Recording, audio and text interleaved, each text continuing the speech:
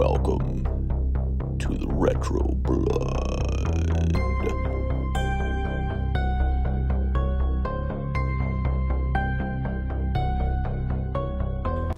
Welcome back, everybody, to the Retro Blood. Yes. As we start off a brand new month here in the month of May. The summertime is approaching us. It's getting here so slowly. The allergies are out. See, I got my orange juice. All right, they're all in full bloom. But the Retro Blood keeps moving on, even though we have hectic schedules, because we are starting off this May 2026 month talking my picks for the whole month because it's my birthday. So I do that. All right. And if y'all like a nicer, quieter time where you could just go to a nice little high school, get a little bullied, try to get a little ass, maybe die or two, then this is the whole month for you. Because the Retro Blood, we are talking 1980s killer school month. All right? You know how many fucking school slasher things are in the 80s? It's nuts. Well, right? I mean, that's perfect though. Like the school thing is perfect for the slasher movie. Yeah, it's pretty fun. We'll talk about now. We've done some in the past, but this whole month is gonna be dedicated to it. And up first, if y'all like a high school where everybody looks like they're at least 20 or more, if you like hazing, all right, yeah, we got some big hazers out there. All right, if you like a nerd who blows himself up because he thought he was going to get some ass by some high school girl who looked like she was the teacher. And he comes back for revenge by setting a trap in the very high school that he almost died in. Oh, yeah. If y'all like dumb characters doing dumb things. And if y'all like pretty good death scenes, I would say, for a pretty cheap slasher movie, then this is the classic one for you all. Because the Retro Blood is talking all about Slaughter High. J.H. Alison, James Kline. What's up, Alison? How was your stay at Dobbs High School? You know, surprisingly, I really enjoyed this. Yeah, it's a fun one, man. I thought it was a lot of fun. Yeah, this is a classic. This is a great film. Yeah. This is the fun one. Like, this one is like one of those, like, you could just put it on the background type of movies. You know what I mean? Like, I wouldn't categorize. So my favorite play in the background movie, and I can watch all the time, which we've done on the show before, is Night of the Demons. All right, of course, yes. We did it on the show before. I think we did it before we did video. Y'all can check it out in the archives. So that is my favorite play in the background. You know what I mean? Like, if you're having a party or whatever, you can put that movie on there. This is pretty close. Like, it has the same kind of like vibe to it, where it's kind of like just like dumb humor, right? And it's a nerd who's getting his revenge on the hazing high school people that all look like they're 25. That they're getting the revenge on all of them. All right, but actually, for a slower, like a cheap budget like style slasher film, I thought the killing scenes were actually pretty like disgusting and pretty creative. So, but yeah, and some of them were quite a bit older than 25. Yeah. Like Caroline Munro was 34 when this was made. Yeah, exactly. So wait, you said 24? No, she was 34. I fucking knew it, man. Like, I could not believe they were trying to pass her as some sort of high school person. Yeah, the girl that played Carol. Yeah, she was in, we'll talk about it, but she was in a bunch of movies in the 70s. Yeah, she was like the most famous actress on here. So we'll talk about her and stuff. But we got a big month for you guys. At this month, at the end of this episode, we'll let you know the schedule. The schedule has changed up a little bit due to our schedules and our shoot life. But we'll give you the whole rundown of all the fun 80s school horror films that we have planned for y'all. All right. But like we do on every Retro Blood, let's talk about what is going on in the world of the pro wrestling and the metal music. I mean, how this is going to go hand to hand, man. Because, like, you know, when you're in high school and stuff, that's when you get the love of wrestling. That's when you get the love of metal music. That's where it begins. Yes. All right. So I know we both got something a little quick on here, so I'll go first on mine because I thought this one's pretty fun. So And I don't remember these guys ever facing off against each other, but like I said, I'm not exactly sure. But it seems like a really cool match. So the match that we have takes place in Memphis, all right? And it's on the release date of the movie, which is November 14th, 1988. All right? Oh, sorry, 86. Sorry. 86. Yes, 86. Fucking add on 2 years. All right? So we got 1986 over here, and it's one Bam Bigelow, early Bam Bigelow, where you're just wearing like shorts and a tank top. And he's facing off against the King, Jerry Lawler. Yeah. Go ahead. I was gonna say, I mean, I think I mentioned this here before, but I'm a huge fan of Bam Bigelow. Mm-hmm. He's one of my favorites of all time. Yeah, and this is before the tattoo on the head. Like, this is very early Bam Bigelow. So the biggest thing y'all need to know about, because Bam, he kind of developed his style in Japan, I believe, where he had like the flames and everything, had the flames on his head. And of course, he would go later on in the 80s, he would go to the WWF and have a pretty good run for himself for about a year, with like working with Hogan on top. Not against Hogan, but kind of like working with him. And then he would bounce, he'd just bounce around. Like, he would go from like WCW, he would go to ECW, he'd go to WWF, he would go to all the major ones. Yeah, there's a pretty good documentary about Bam Bigelow. I think it's one of the dark sides of the ring. But he's definitely one of the most fascinating wrestlers out there. And he was actually the kind of like the pioneer of the big guy doing the athletic moves. Yes, absolutely was. Yeah. So like, he would do like the moonsaults, he would do like the cartwheels, like, big stuff that you didn't see out of big guys in that particular era. Nowadays, you get all big guys doing all kind of crazy shit. You know what I mean? Yeah. He was, he reminds me of Bronson Reed. Yeah. Yes. Bronson Reed is kind of a Bam Bigelow type wrestler. Yeah. Yeah, definitely. Yeah. He'd be like the closest to this generation. That would be like Bam. Yeah. And of course, Jerry the King Lawler, a lot of people maybe in the 90s and stuff probably just know Jerry Lawler has like the commentary for WWF. Yeah. But he had an extensive career. You talk about a guy who was on top in the Memphis promotion for like years and years and years and years. It's crazy. So yeah, pretty fun. And match. then he also owned he owned the Memphis promotion as well, right? Yes, yeah. He basically had a stake in it. He was like part owner and stuff. Just because he was such a big draw for them for so long. And then of course, actually Memphis was what I believe. I could be wrong about this, but I believe Memphis, right when the territories really started dying off in the 90s, I believe Memphis was the only territory that was still up and running, because they would even send WWF superstars over there, even during like the heyday period of the Attitude Era. You know what I mean? Right. Yeah. Because that's how they tested out the Kane character. All right. Was in Memphis, and this is also too in Memphis. This is also where they tested out the heel Vince McMahon character.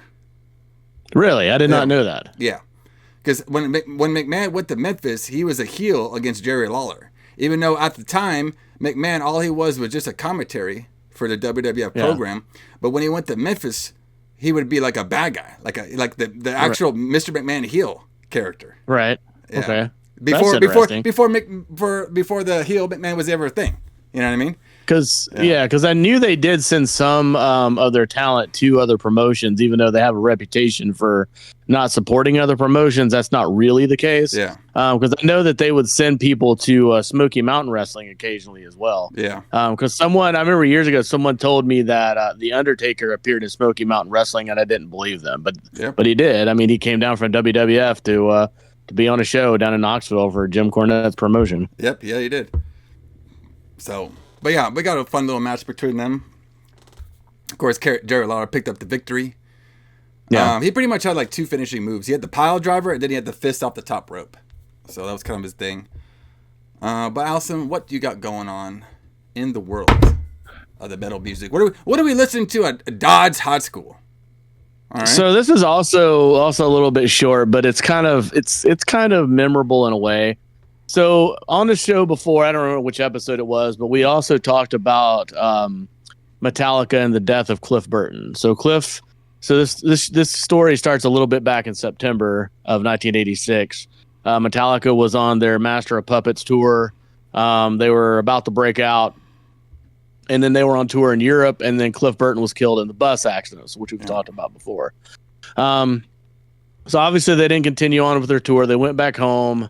They found a new bass player eventually, who was Jason Newsted, who became famous. I mean, everybody knows who Jason Newsted is, probably more so than Cliff Burton at this point. Yeah, at this point, definitely. And in early November, they played a couple of club shows in California, and then they went on a tour of Japan. And this was Metallica's very first time they ever got to go to Japan. They were playing in pretty small venues for them, like 2,000 people theaters, which I guess at that time that was a normal size that they would play to. But big size to do. But now they were playing. Now they're playing stadiums, of course. But anyway, they went to Japan for the first time. They took Jason with them, and it's kind of sad that Cliff Burton, as much as he loved Japan and anime and things like that, he never got to go to Japan. But this was the day after this movie came out, was the first day that they landed in Japan and played their first show there. So I just wanted to bring that up because that was kind of a historical moment. Yeah, I mean, that's pretty good for like being like 1986, being a thrash band. Yeah. You know what I mean? To being so highly demanded that you go out to Japan. You know what I mean? Yeah. Like, obviously nowadays, you know, it's a little easier due to social media. You know what I mean? Like, because, you know, Instagram, social media goes all around the world and stuff. So you can find bands a little bit more easier, you know? But, you know, back in the day, brother, like that's all like tape trading and vinyl trading and word of mouth and stuff. Maybe a couple metalheads from Japan came to America, saw Metallica, were like, we got to get these guys over here. You know what I mean? It could be a bunch of, that's how it works. It could be just a deal they have with the record company. It could be multiple things. So it's just a very interesting landscape that the 80s had. You know what I mean? Like, I know, it was an interesting time. And like, you know, this portion of the 80s is very interesting as well too. You know, myself and Alison has always talked about like you could see the big shift in like everything, you know, like media wise at least, probably even like politics too, I guess, if you look into it. But to me, everything was kind of shipping or you know, going to the next level around 1985. And I think what it was especially for media, it was basically MTV taking over. You know what I mean? Yeah, I agree with that. Like once MTV took over, everything had to get more glossy and more mainstream, I feel like. Yeah. Because, you know, wrestling, obviously, when they did the first WrestleMania, got wrestling huge on the map by the MTV influence. MTV started doing a lot of music videos, which were shared all across the world. So it started getting a lot more fans. You know, that's why MTV is the one that I found about Gwar for the first time when I was a kid. The reason I found out about Gwar was because they used to play it on Beavis and Butthead all the time. That's what I figured. Which Beavis and Butthead was on Gwar. Like, to be honest with you, I found about a lot of my underground bands from Beavis and Butthead because they would play a bunch of them. I mean, that's why White Zombie got big. Yeah, exactly. Because being played on Beavis and Butthead. Yeah, because, you know, even MTV at the time, they would mostly play like some of their Main Street stuff, but they also had the Headbangers Ball. You know what I mean? That was pretty big for a while. But that's how you got your media back in there. You didn't have YouTube. All your youngsters, brother, you didn't got that YouTube. All right, brother? No, you had to actually stay up till midnight and watch a show till 2 o'clock in the morning. Yeah. Watch your heavy metal videos. Yeah. So, but then also too, you know, they also helped out horror in a way too, because I remember there was a lot of like MTV original shows that were pretty dark and creepy. You know what I mean? You know, like Neon Flux, The Head. You know what I mean? There's a couple ones out there. So, but it's a fun time. I like that. This is kind of like where the shift is kind of taking place, and this is also to the shift. You know, when it comes to like this movie in particular too. You know, this movie would look way different if it was made in 1982 than compared to 1986. All right, I think this is also the period right now that we're kind of transforming into more of like the goofy horror. You know what I mean? The inside goofy horror. You know what I mean? Yeah, although this movie kind of straddles that line a little bit. It's not real goofy, but it still has goofiness. Well, it has a lot of goofiness in it, but I feel like a lot of it is intended to be serious. I don't think it's like we're doing like it's not like what's that stupid shit we hated, Saturday the 14th crap. Remember that? Yeah, no. It's not that kind of goofy, but it's like it's more lighthearted, I guess, on the characters' dialogue. You know what I mean? But it still has the horror elements to it. All right. But I say let's talk about it, though. Let's talk about Who booked this shit, brother? Yes. All right, fucking Slaughter High, a classic.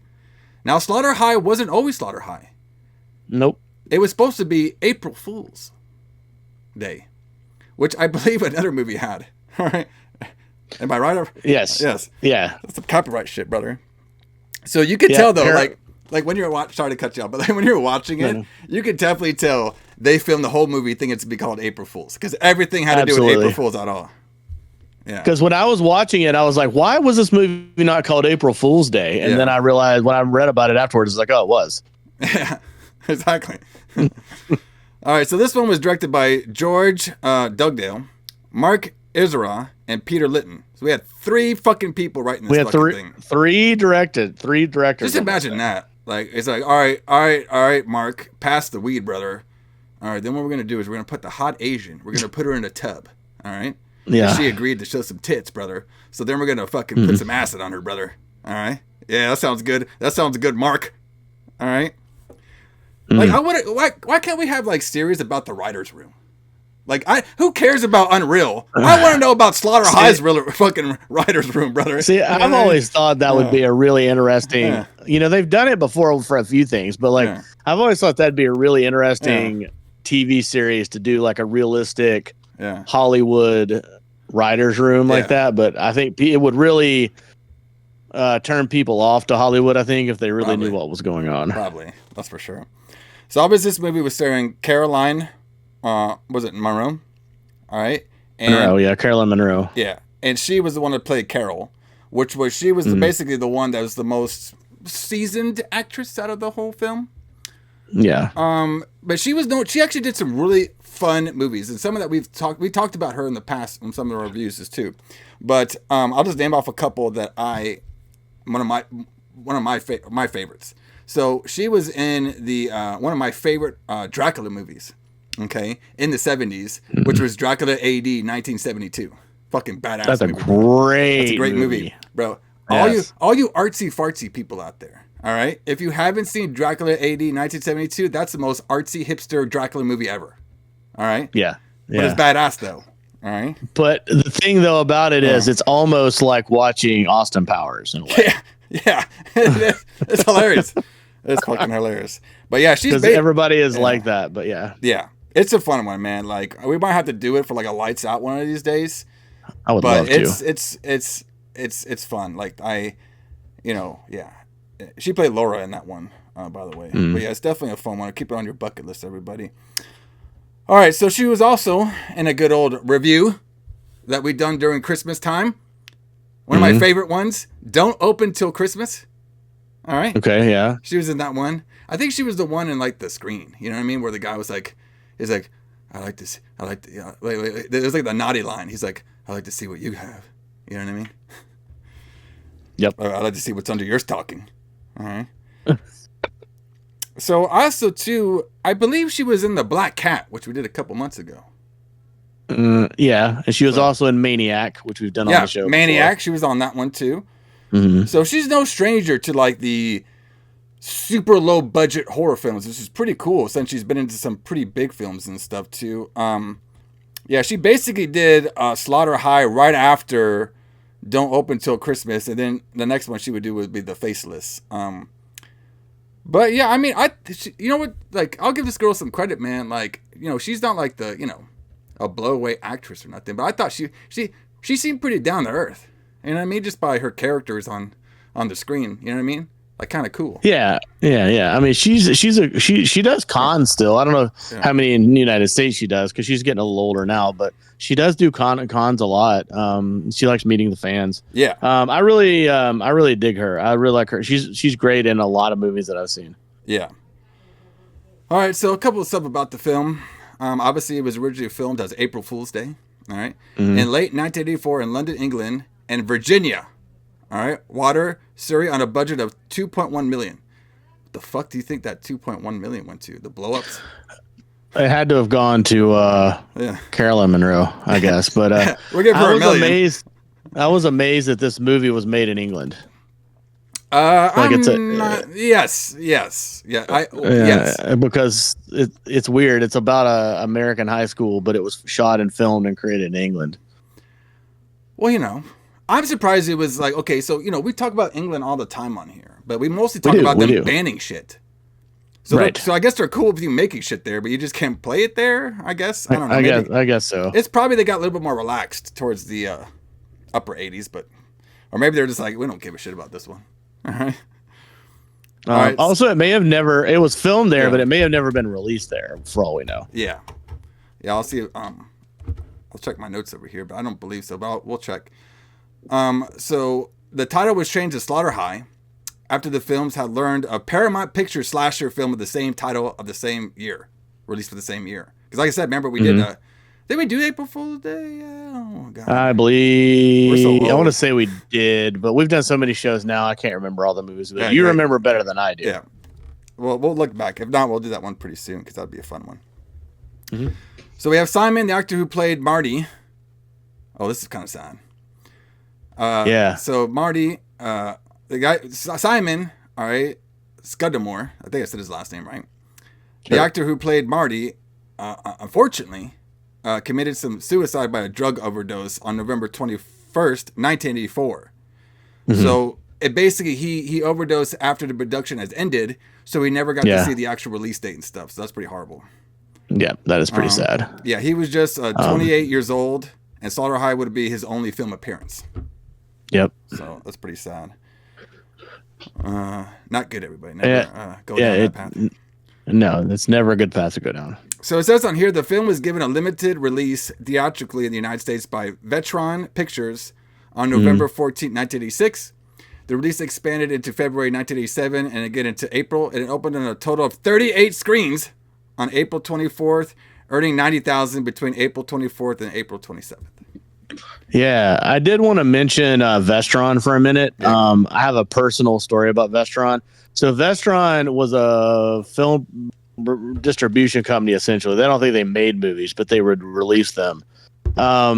They are known to me because of their VHS releases in video stores. And they released so many like cool like underground horror movies that anything that Vestron put out, I would rent. Yeah. Without even reading about it, I would just rent it. They also released Dirty Dancing as well, but that's the one off thing that they did. Their biggest hit of all time. But yeah, I love Vestron. So a couple other notes about the film too. Apparently a big portion of the score of the film was by Harry Manfrini's score the film from his previous work on Friday the 13th, 1980s. So he did the score. Did he do that random song that's always on there? I don't know. Like I know that song at the end credits, which I loved. Yeah. That song I know has Harry Manfredini work in it because it's got his score inside of it. But we'll get to this when we do the movie. But I thought that scene where the guy shows up in the hockey mask. Yeah. At that very moment when he shows up in the hockey mask, the score is has Manfredini's score from the Friday the 13th movie in it, which is really cool. Just add that shit in there. You know what I mean? So Carol's overlong chase scene towards the end was added during filming. When the director realized their 90-page script would only come to about 75 minutes, the sequence was largely improvised on the spot. All right? Yeah, you got to do what you got to do. Yeah, I've done that a couple times. So Caroline and director George Dugdale were secretly dating at the time. Oh, we got a little romance over here, brother. Uh-oh. All right, during the time of the film. They later married and have 2 daughters. The couple remained married until Bigelow's passing in January of 2020. So that's sad. But a long time, that's pretty cool. You know what I mean? That's true. That's why, you always meet, you never know where you're going to meet people out there, I guess. So the interior of the high school was condemned grammar school set to be demolished. Lockers had to be added since English schools rarely have lockers. But the filmmakers were permitted to set off explosives and set the building on fire since it was scheduled to be demolished anyway. That's kind of cool. Yep. The exterior of the high school was shot at an abandoned mental asylum, which has since been renovated and turned into a luxury apartment. Oh yeah, you don't say. That shit's haunted. Have we all seen Demons too? All right, come on now. All right, so the location was used for external of the school was also featured in Adam's Ants music video for Goody Two Shoes. Are you a big Adam Ants fan there, Alison? I wouldn't say I'm a big fan, but I like some of his music. Who do you ever beat? Not many people, for sure. Oh, he's a jobber. All right. And apparently Caroline, she makes an appearance in that. Although most of the cast was English, all right, and were affecting fake American accents, which I thought they did pretty well. Like I said, I think so too. I didn't know. I've said this before on the show, and I mean it. It might sound bad or whatever, but English speakers can sound more American than Americans can sound English. That's just the way it is. They're better at it for sure. Yeah. You know what I mean? Like, it's just the way it is. I mean, I could give you examples. All right. So, but, so let's see. They did a big mix. And I said, Donna Yeager, who played Stella, was American. All right. She's from Texas.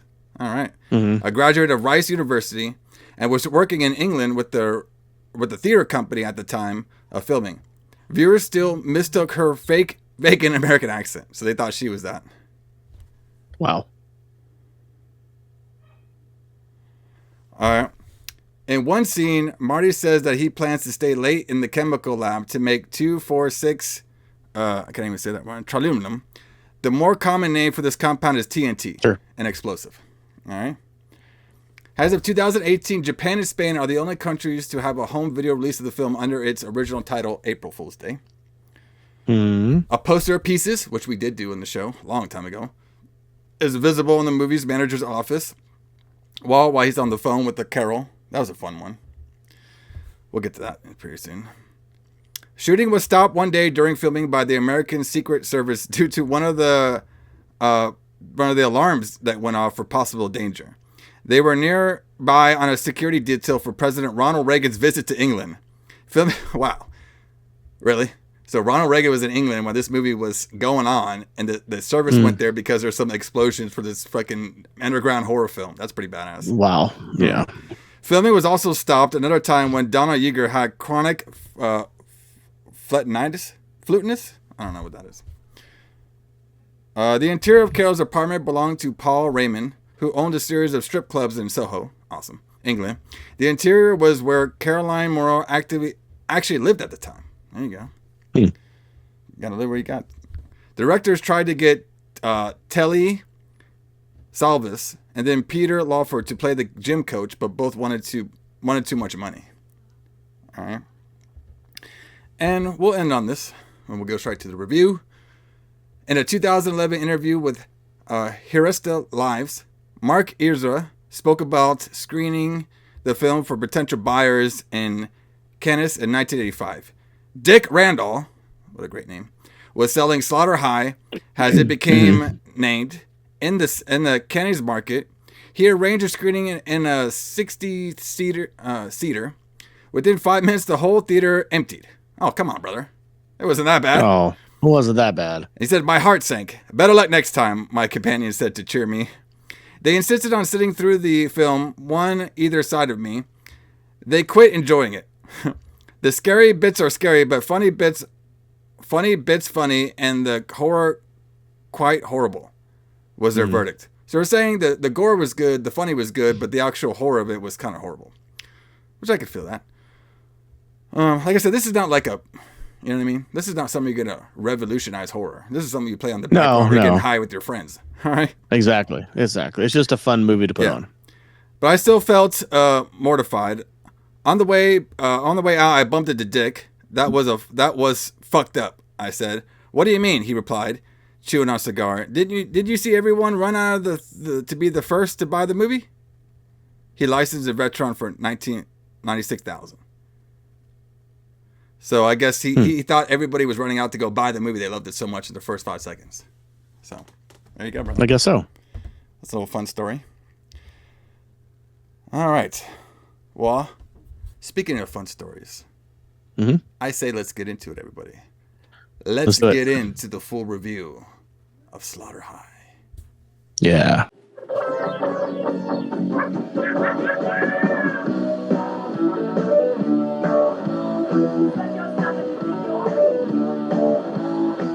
Marty Ranson was the dork of Doddsville High. You get undressed in a minute. His classmates laughed at him. Are you ready? Here's Marty. They tormented him. And then they went too far.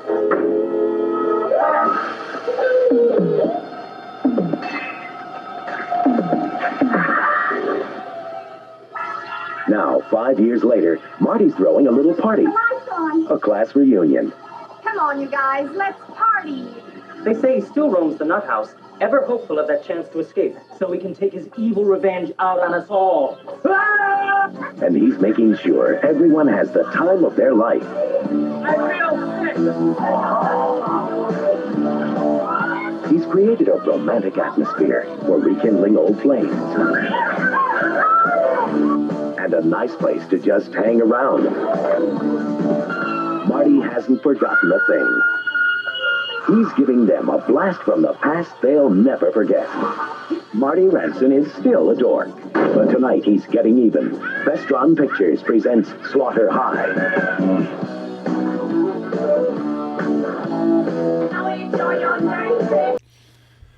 All right. So we start off.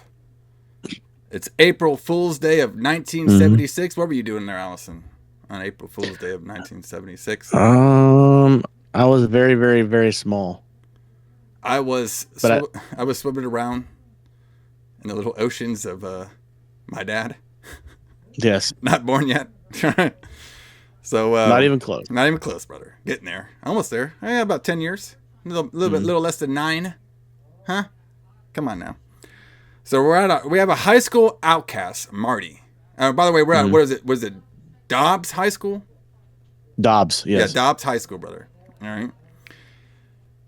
So I remember watching this right away. I'm like, this, I mean, you already know what's going to happen. All right. And this is the, okay, how do I explain this? Like, you know when a movie cannot be made anymore? Like, this is the movie right here. Okay. Yeah. I mean, it's doing everything that everybody like frowns upon now, which is crazy. We have some hazing. Can't do all that. Mm-hmm. We got the nerd being bullied. Can't do all that. The nerd now has to get all the hot chicks, even though that never really happens. All right. We have a hot chick pretending that she doesn't like the nerd. All right. Mm-hmm. And we got a bunch of asshole kids and stuff getting their comeuppance at the end, but you know, still being prompt throughout the whole movie, I guess. Mm-hmm. All right. So we meet Marty. He's kind of their nerdy kid. He is getting seduced by the high school. I'm doing quotation marks. Everybody's watching on podcasts. High school Caroline, who looks like she's one of the teachers. Yeah, because she's like 36 years old. And she's saying like, "Oh yeah, stud, we're gonna get you in the girls' locker room and stuff." And Marty's like, "Yeah, I've done this before." You know what I mean? They just call me the fuck boy. All right. So they go. Obviously, you can see what's going on. They're going to be hazing him because it's April Fool's. So they want to play an April Fool's joke on the nerdy kid. Yeah. They get him in the women's shower. She has him take off his clothes and stuff. She's throwing around her bra. All right. And you know they're kind of teasing him, saying like, "Oh, I can't get my bra off, and here it is, and I need you to take your pants off." You know what I mean? Mm-hmm. And eventually, the kids are all setting up. So they set up like a little camera, like a very old school camera. They rigged the handlebar with electricity. That's creative. All right, and then they're gonna that it would electrocute him. Yeah, and they're gonna pour some shit on him. Yes. So they open up the curtain, and then basically she's like, "Come and get it, big boy." And then I did like the scene where Marty says Marty sucks, but then he put Marty fucks. Yeah, brother. They'll show that wall. All right. Anytime I see movies like this or like one of those like 80s comedies, like did people ever actually believe that the hot girl was gonna like fuck the nerd? Like, is that something that in real life people fell for? Yeah, brother. Yeah. Like, come on, man. What do you think happened when everybody turned into the 90s? All the fucking nerds start getting the cocaine and the fucking back then, yeah. Right? But in the 80s, no, everybody's like no. Mm-hmm. It wasn't really until Revenge of the Nerds, I guess, where that became a thing. True. All right, so basically, they open up the curtain, they throw some soap and shit on him. We can see his bare dick right there. It's like, damn, brother, you're packing. All right, come on, brother. All right. Watch out, that thing. You're going to hurt somebody. You're going to hit somebody in the eye. All right. Can poke somebody's eye out. Put somebody's eyes out with that thing. So they do all this stuff. He falls on the thing, gets electricity. They eventually give him the swirl. All right. What do you call that? Is that what we call it, the swirl? Where they take you upside down and put you in the toilet? I think so, I'm sorry, everybody. I've never hazed before. My bad. Yeah, I know. I mean, come on. What do you want me to do? All right. Exactly. I was always too big to haze. Like, they're like, we ain't talking to this fucker. Had a beard and everything since I was like 14. They ain't fucking hazing me anytime, brother.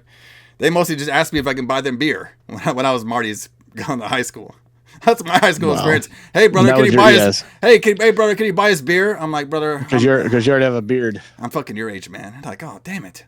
Like, what do you think I am, some idiot who just dropped out of? Golly. Anyway, all right. So now, basically, the janitor is the one that snitched him out because he saw in there what was going on. The coach comes in there. Of course, it's the coach. All right. The coach comes in there, sees all the kids, calls out all the kids for, like, you know, being in the ladies' locker room and stuff. And he basically wants them to line up in the gymnasium. And he's kind of going over everybody. All right. So one of the big one was Joker. And Joker, when he was hazing Marty, had the little Joker mask. Not like the Batman Joker, but that like little jester type of Joker. Jester. It's a jester match. Yeah, mask. So the coach is, everybody's kind of pissed. The girl who was from Texas, who everybody thought had a fake accent, she got caught. That was pretty funny. And she's like, damn it, it's all Marty's fault. So they're all blaming Marty. So they come up with the plan to spike Marty's coffee with chemicals. All right? Great.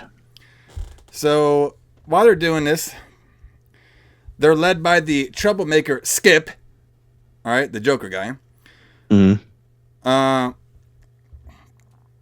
So you know, basically the coach is like getting on to Skip as being a joke. So basically this scene, okay, y'all ever seen Full Metal Jacket?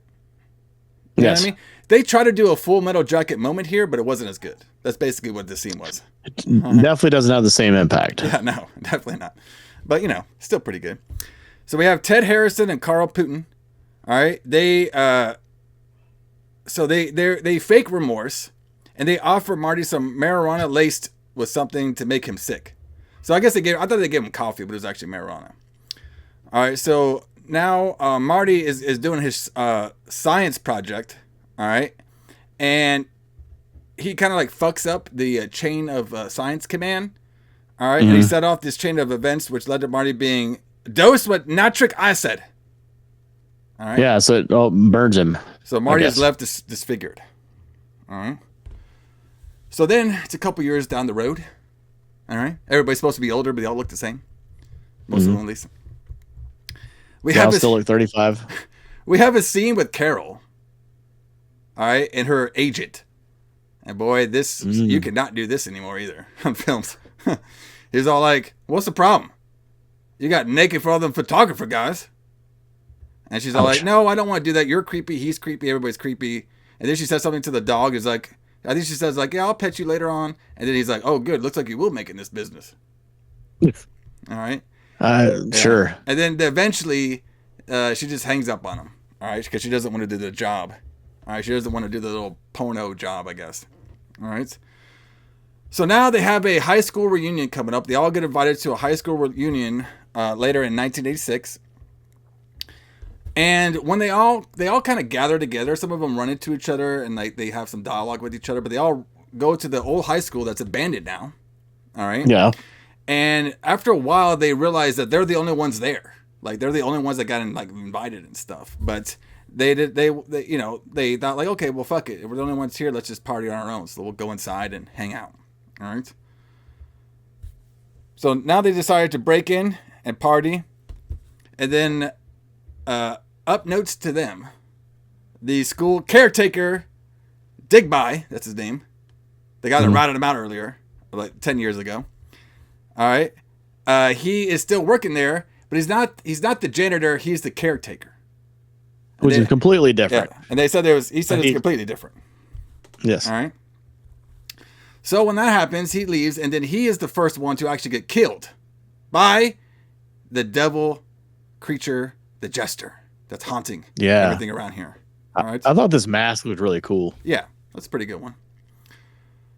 So it was also the same one that Skip was wearing during the prank. So there's meaning behind it. So soon the friends begin dying in various ways. Okay, so we have a couple scenes where they're kind of like, they're getting along or not getting along. We have one scene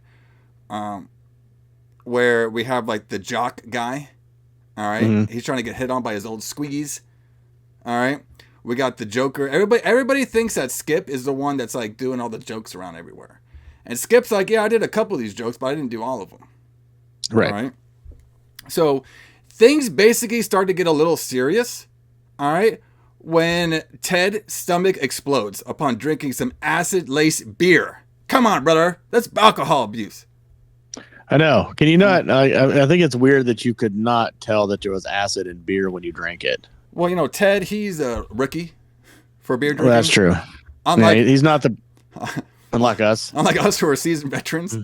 Yes. We're professional beer drinkers. Is there like a credit, like a certificate we can get for beer drinking?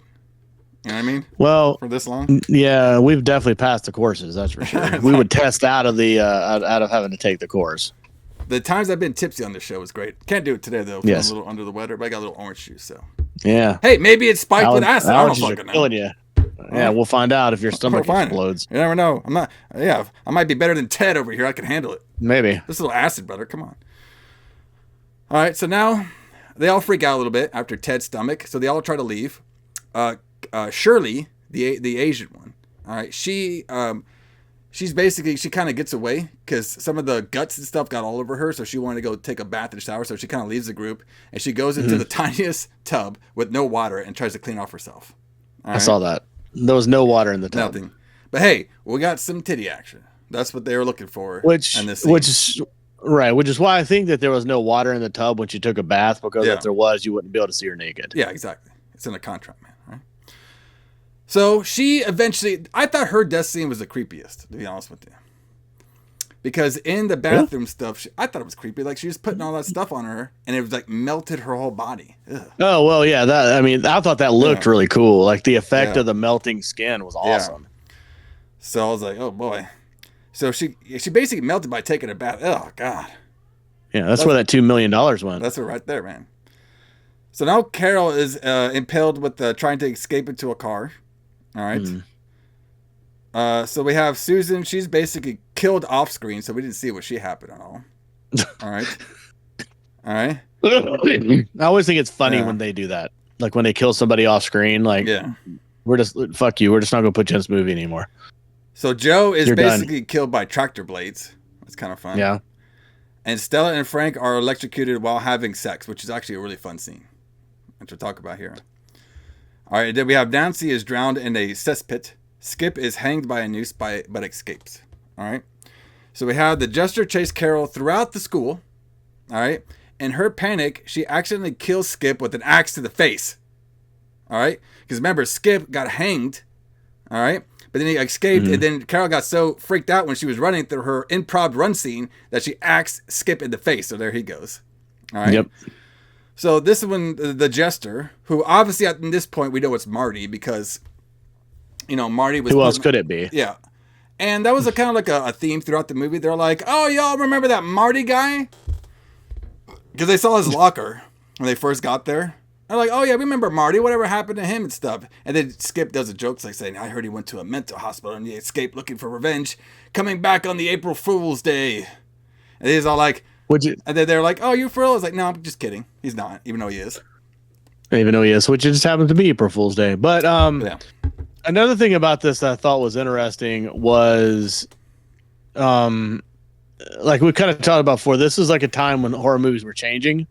And they don't even try to hide or to give us a mystery about who the killer is. Yeah. You know, that's kind of the difference between this and like Friday the 13th Part 1. Like Friday the 13th, you don't really know who the killer is until the end, although even in that movie, it can still only be one person. Yeah. But in this movie, you know immediately that it's Marty. Oh, yeah, definitely. You know what I mean? They don't even try to hide it anymore. He even does like a whole like door with like his likeness on there. Yeah. Which is funny. So eventually Carol, she gets killed with a javelin in the locker room where the initial prank occurred. So Marty got the revenge at all of them. He removes his mask. The Jester is obviously revealed as Marty. He did not give us the Scooby-Doo breakdown of why he did everything. I know he didn't. Well, I mean, we know, but he doesn't do the could have got away with it too if it weren't for all you kids. Well, what they did was they swerved us. They did. Because he removed his Jester mask as Marty, who had a little bit fucked up on his face. And now he's having some hallucinations of the people he just attacked and killed, of all the kids. All right? And they eventually slaughter him, and then he passes out. Yeah, I had to watch this part twice. Yeah. Because I did not understand what was happening. It's a swerve, brother. It was a swerve, but like I was watching it, and all of a sudden there were zombies in it, and I'm like, "Where are these people? Why are there zombies in this movie?" And I'm like, "Oh, so it's an hallucination. Like it's kind of all in his mind, the whole thing." You never had acid before, brother? All right. Well, that would be an hallucination, though. There you go. All right. So Marty wakes up in a hospital where he's recovering with bandages on his face. A nurse walks in and comments that Marty's skin graft operation was successful. An alarm in his room is activated. The doctors come into the assist. Just as he does this, Marty switches places with the nurse, killing her. And he turns around and then he kills the doctor who has entered the room. Marty then rips off the new skin grafted to his face. And we're supposed to believe this is either a prequel or he's all in his mind. It's a mystery. Maybe. Yeah. And but it's kind of set up for a sequel that we're not ever going to get. I know. Revenge of the Marty. Right? I know. So. We could have got Slaughter High 2. Yeah, Slaughter High 2. Electric Boogaloo or something. I don't know. Return to Dude. Return to Dude. All right. So, yeah, this one's kind of a fun one. Easy fun. I loved it. I mean, I would say I loved it, but I really liked it. I enjoyed watching it. I thought it was fun. It's just something you can sit around and not have to think about it a lot. Soundtrack was really good. Yeah, that main song was pretty fun. So I'll give credit on that one. So, but yeah, everybody, we're starting this one off pretty hot. All right, sorry for the late delay, but we'll try to get everything out there on a scheduled time manner. Yeah, we're gonna get caught back up, but a little bit late on this one. But let me see. We got some fun ones coming up for you guys over here. All right, so. For this month, the Retro Blood. Let me see how much I got over here. I think I got like 5, right? 1, 2, 3, 4, 5. Yep. Yeah, I think your birthday month is longer than my birthday month. Yeah. We'll have one extra Sunday. I know. So, all right. So what we're gonna be doing next here on the Retro Blood, hopefully to come out either on Saturday or Sunday of next week, we're gonna do Return to Horror High. That's going to be a good one too. That's a classic film. It sounds like a sequel, but I don't think it is. All right. No, it is not a sequel. It's confusing, but it's not a sequel. Then we'll be doing Class of Nukem High. Oh, that's a good one. All right. We'll be doing Fatal Games. All right. Okay. That sounds familiar. I'm not familiar with that, but it does sound familiar. And The New Kids. There you go, brother. There you go. All high school horror months for the whole time. Should be pretty fun. So. Yeah, this is going to be great. Yeah, I'm excited about this. Yep. And look out for the announcement. We might do the Return to Horror High. We might do that one a little earlier in the next week. But it just depends on the schedule and stuff. But we'll get them all done. We're going to see if we can get them back on. I'd like to see if I can get us back. If we could get back on track. Yeah. We'll do it, but Alison, what do you got going on for us for what's a perfect Metallica song for Slaughter High? Let's play Welcome Home Sanitarium. Oh, Welcome Home Sanitarium, brother. That's perfect for Marty. That's perfect this one because they're basically in a sanitarium when they're filming this shit. This is a whole mental hospital that they turned into a luxury apartment or hotel. Well, the fancy rich people getting haunted. I felt like I was in a mental hospital while I was watching this, but there you go. But still, good stuff, it's fun though. It's fun one, man. But everybody, J.H. Alison, James Kline, we'll see you here next week on the Retro Blood. See you guys.